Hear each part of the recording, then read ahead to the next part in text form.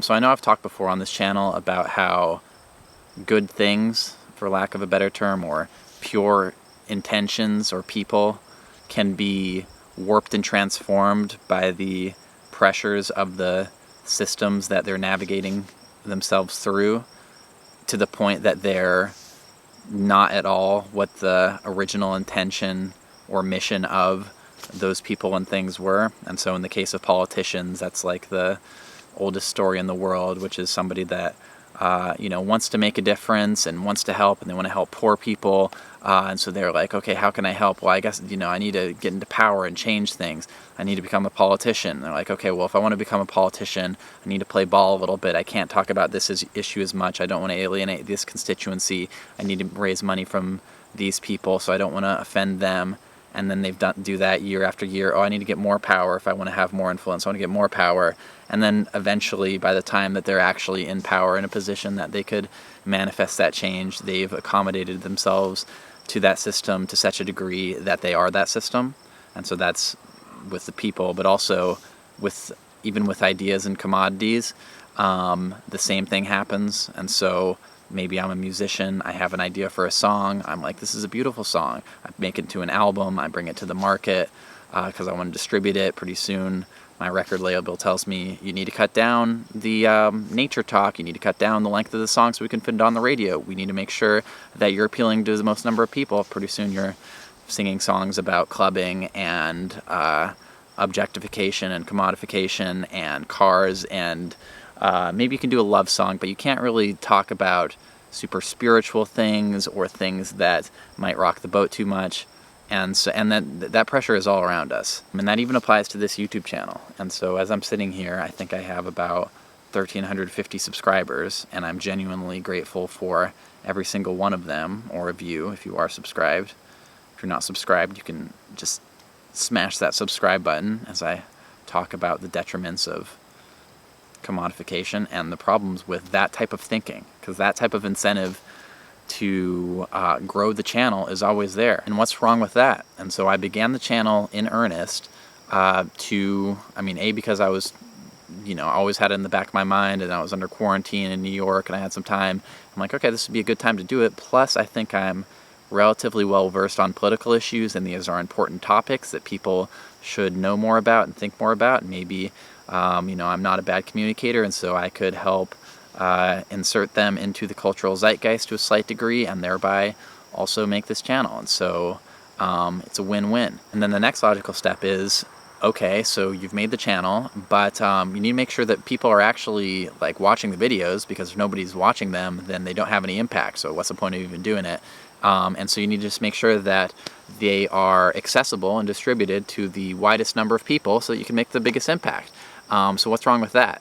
Well, even in accepting that framework, which seems logical, the original intentions of, in this case, the channel, could already, and some might argue are already, or are at least under constant pressures to transform. The one thing I could do to try to make the content more widely distributed is just make it better. And so nothing's wrong with that in terms of better researched, more clear content is better. So nothing wrong with that. So no tension in that respect. But another way to make it better is, let's say I stuttered, like I kind of just did there, or I say too much, or my economy of words isn't as dynamic as I might hope it to be. Well, then I might, as I've done a number of times, even on this video, stop recording it and then re-record what I just said, but say it again in a more thoughtful and eloquent way. This is the first recording on this one, but that's just a coincidence. But let's say I messed up, I might re-record this exact 60-second thing, making it seem like I'm coming off the top of my head, when in reality I've already kind of said it and know what I'm going to say, but I also don't want it to seem scripted.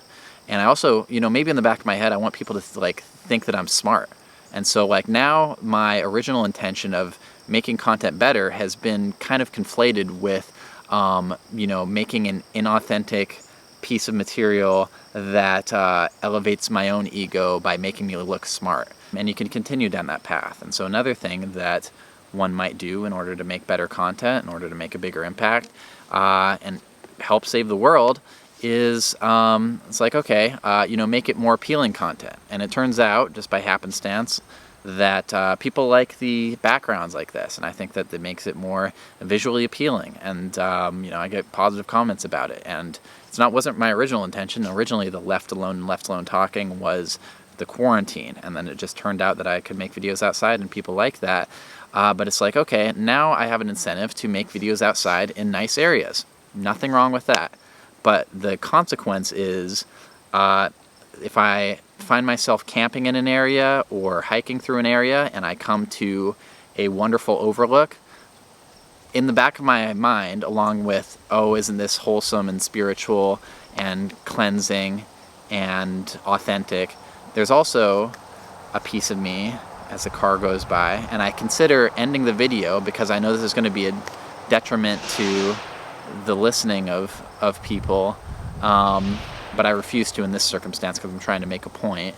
But that's an incentive, like, okay, time to re-record myself. And pretty soon I don't know, it's not super authentic, like sitting somewhere, recording yourself over and over again, saying the same thing because like there's a car that went by or you didn't use the right words, especially like when it's like out in nature. And so it's like, oh yeah, I just authentically came to this waterfall.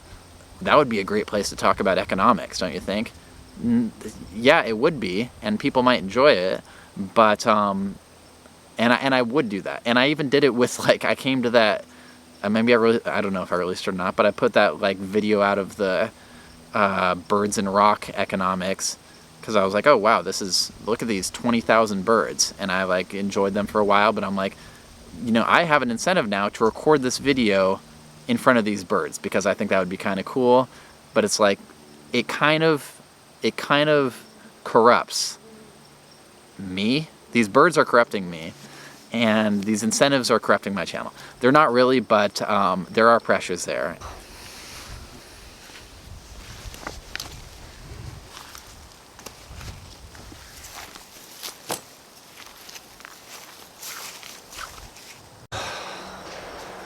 And then there's further pressures as well. And one of those pressures comes from partially the YouTube algorithm, but probably more fundamentally just the fact that people inherently will click on content that they agree with, and then the YouTube algorithm further diminishes content that they disagree with while boosting stuff they agree with. And so therefore now an incentive has been put forward that if I have a certain lane within the left-wing YouTube political commentary ecosystem, which I think I understand the different lanes of which there are, then if I want to grow my channel more, I need to stay within that lane. And if there is a number of heterodox policies, which I personally have, but know that might not be fully received by my new audience, which again I'm extremely grateful for, then maybe I would think twice about doing that. And not only that, but it's like, okay, if the political project is to actually make a difference, coalition building and organizing and unifying is the name of the game, especially because the problems stem from a relatively small number of elites which are able to continue this because people are so divided. Well, if my incentive is now to increase my channel size by telling people what they want to hear 100% of the time, another way which that manifests itself is, which I see all over the place on YouTube and elsewhere, is that there'll just be endless squabbles and bickering between people or coalition, or people that should be in coalition that agree on like 90 or 95% of the issues, but disagree on this tactic or disagree on this. And so then oftentimes it's just like becomes a personality thing. And so it's like, okay, I know I could get more views if I do a short, punchy gotcha video on this YouTuber or this celebrity or whatever it is that's like, people are, interested in much more so than they're interested in, details about the carried interest tax loophole or different nuanced positions which might be unorthodox and kind of long form.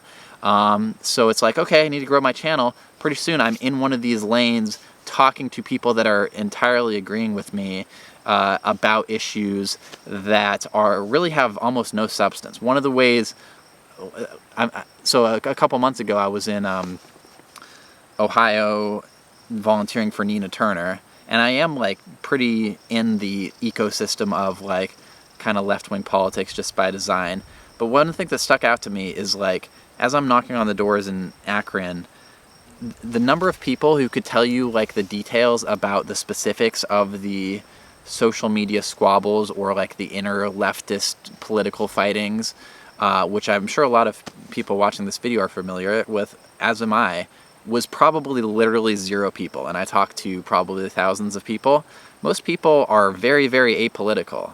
And so insofar as the left is busy attacking each other over obscure issues which have almost no relation to like the outside world, they're doing like less than no good.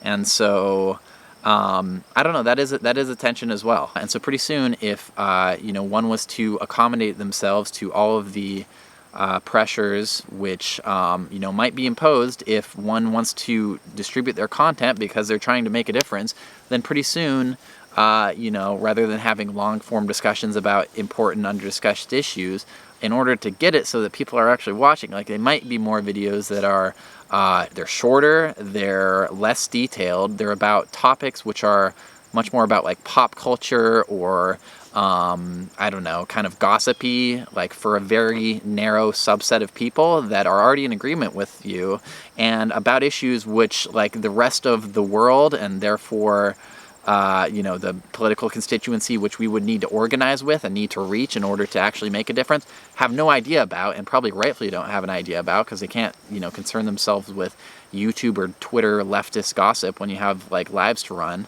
And then pretty soon, and then also it's fractionalizing in that like the small subset of the left that is actually aware of these issues, that is in agreement on 95% of things, are focused on the 5% of things that the content creators are putting out there as the disagreements which they have in order to accommodate themselves to the YouTube algorithm and to the clickbait kind of Pavlovian responses of their audiences, which is again not you guys, but it's just like these are things that I see, and I know that if I was to put some video out there owning some other whatever YouTuber or well-known leftist thinker, rather than like trying to build coalitions and talk in a nuanced way, my channel might grow faster, and I could maybe like do it better if I just had everything in front of waterfalls. But that's also not good for my psyche of like thinking, I need to just like, I'm out in nature, and like now I need to like figure out how to commodify that. I don't know, just a bunch of different tensions. I'm gonna navigate them fine, but I just thought I'd talk about them, and then also have it be kind of a good example of how things can be corrupted if one isn't vigilant, and then also maybe a reflection a little bit on the nature of political commentary and how it's a lot of times